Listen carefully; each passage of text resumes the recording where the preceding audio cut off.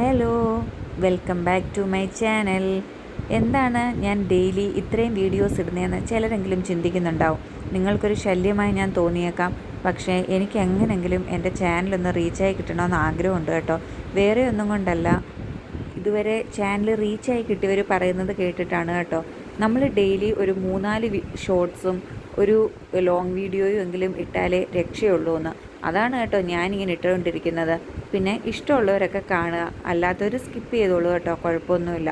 അപ്പം നിങ്ങൾക്ക് ഇഷ്ടപ്പെടാതിരിക്കാൻ പ്രത്യേകിച്ച് ഇതിലൊന്നും ഇല്ല എന്നാണ് എനിക്ക് തോന്നുന്നത്. കാരണം നല്ല നല്ല വീട്ടിലെ നല്ല കാഴ്ചകളും കാര്യങ്ങളും ഒക്കെയാണ് കേട്ടോ. പിന്നെ ഇതിൽ നിന്ന് എന്തെങ്കിലുമൊക്കെ ടിപ്സ് കിട്ടിയാലും നല്ലതല്ലേ. അപ്പം ഞാനിപ്പോൾ കാണിച്ചു വന്നത് എന്താണെന്ന് വെച്ച് കഴിഞ്ഞാൽ, നഴ്സറിയിൽ നിന്ന് മേടിച്ചുകൊണ്ട് വന്ന മുളകിൻ്റെ തൈ നട്ടു വെച്ചിരിക്കുന്നതാണ് കേട്ടോ. നമ്മൾക്ക് ആ ബ്ലാക്ക് ചട്ടി വളരെ ലാഭത്തിന് കിട്ടിയതാണ് കേട്ടോ. എനിക്ക് തോന്നുന്നു ഏകദേശം ഒരു 19 രൂപ ആ ഒരു പ്രൈസിൽ കിട്ടിയതാണ് കേട്ടോ ആ ചട്ടി. അതുകൊണ്ട് തന്നെ കുറേ ചട്ടികൾ വാങ്ങിച്ചു വെച്ചിട്ടുണ്ട്. അപ്പം നമുക്ക് ഇഷ്ടംപോലെ പച്ചക്കറികളൊക്കെ നട്ടു വെക്കാൻ പറ്റും കേട്ടോ. ഇത് ഓൾ സീസൺ മാവാണ് കേട്ടോ. അപ്പോൾ അത് പുതിയ ഇലയൊക്കെ എടുത്ത് വരുന്നുണ്ട് കേട്ടോ. ഇത് സംഭവം എന്ന് പറഞ്ഞു കഴിഞ്ഞാൽ, രാവിലെ ഞാൻ കോവയ്ക്ക പറിക്കാൻ ഇറങ്ങിയതാണ് കേട്ടോ. കോവയ്ക്കയും പയറും ഭയങ്കര ഇഷ്ടമാണ് കേട്ടോ എനിക്ക്.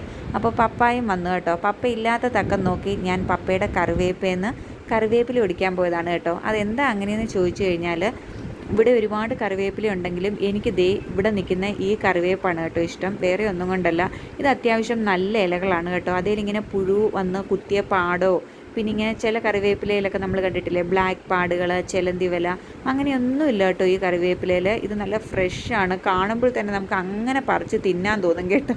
അപ്പം ഞാനിങ്ങനെ പറിക്കാൻ ചെന്നപ്പം പപ്പ വന്നു കേട്ടോ. അപ്പം പപ്പ പറഞ്ഞു ആവശ്യത്തിന് പറിച്ചാൽ മതി എന്നോട് പറഞ്ഞു. അങ്ങനെ 2 തണ്ടും കൊണ്ട് ഞാനിങ്ങനെ പോകുന്നതാണ് കേട്ടോ. പിന്നെ പപ്പ പോയത് കണ്ടിട്ട് ഞാൻ വീണ്ടും തിരിച്ചു പോകുന്നതാണ് കേട്ടോ ഈ സീന്. അപ്പം പപ്പ പറയുന്നത് വേറെ ഒന്നും കൊണ്ടല്ല, ഞങ്ങളെ സംബന്ധിച്ചിടത്തോളം എനിക്കും മമ്മിക്കും ഒരു കുഴപ്പമുണ്ട് കേട്ടോ. പപ്പ ഈ നട്ടു വെക്കുന്ന സകലമാന സാധനങ്ങളും പറിച്ച് ഞങ്ങൾ കിച്ചണിൽ കൊണ്ടുവെക്കും.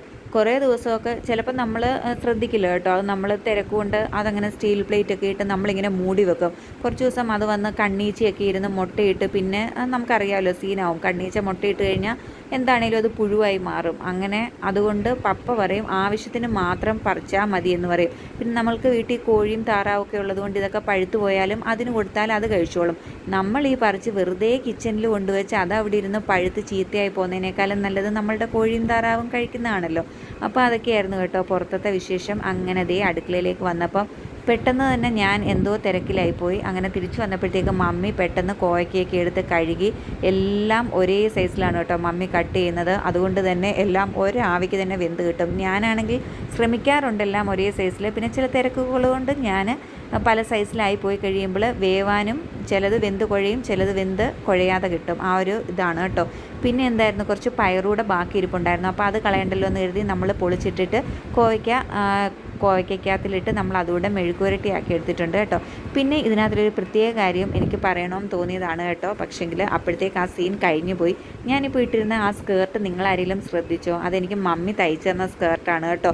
അത് മമ്മിയുടെ ഒരു സാരി കൊണ്ടാണ് കേട്ടോ.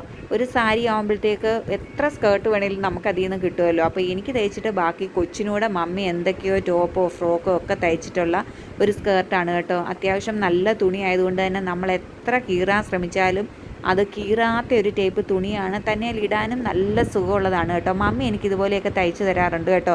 അപ്പം നമ്മളിങ്ങനെ പഴയ കാലത്തെ സാരികളൊന്നും വേസ്റ്റ് ആവുകയില്ല, നമുക്ക് വീട്ടിലിട്ടുകൊണ്ട് നടക്കാൻ ഡ്രസ്സുമായി.